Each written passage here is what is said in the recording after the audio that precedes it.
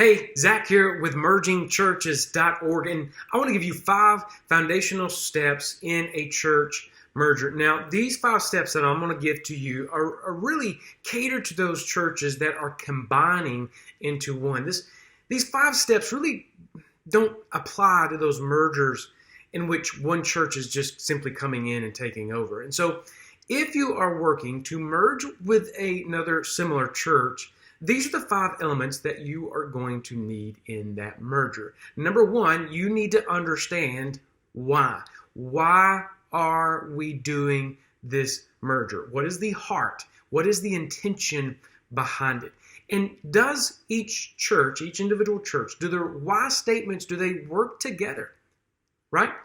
Do they work together? This why statement will be needed at the very beginning to help move the merger forward. Secondly, number 2, have a shared vision. There will need to be some type of driving force behind the why. There will need to be some type of compelling reason on why these 2 churches are deciding to merge together. And so, what is the benefit to the church? What is the benefit of becoming one church? And what is the benefit to the community? There will need to be a vision that is shared by both churches in order for the people to rally around. Number 3, communication is key.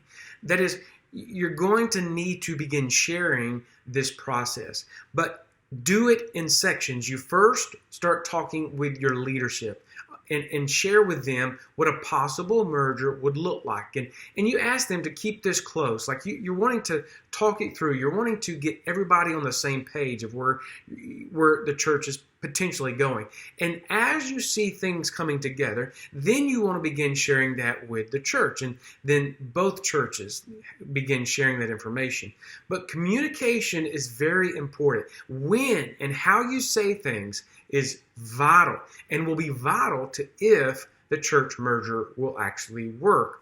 Number 4, you need to know the similarities and the differences between both churches. And mainly in 2 ways, you need to know the similarities and differences between theology and cultures. Let me just tell you something, okay? 2 churches in the same city of the same denomination can have 2 very different cultures, okay? And 2 churches in the same city that have very similar cultures, like their worship style is the same, their dress is the same, like they have a lot of the same cultures, the same norms, they may have very different statements of faith. So it is very important that you know the similarities and the differences.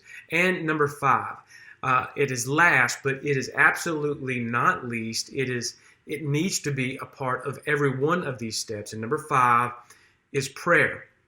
You need to be sure you are taking time to pray.